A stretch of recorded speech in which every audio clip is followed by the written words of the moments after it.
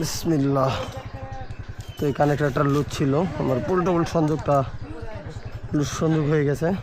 তো এটা আমি নতুন করে একটা i6 কানেক্টর দিয়ে, যে তোমার পুলটবল সংযোগ, আমি নতুন করে কানেক্টর স্থাপন করলাম,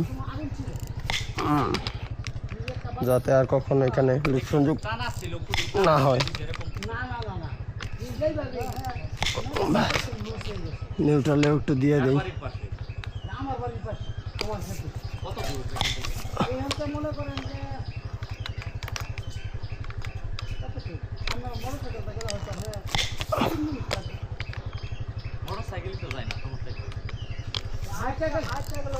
বাস, একটাও ভালোভাবে চাপা নাই, একটাও চাপে নেই।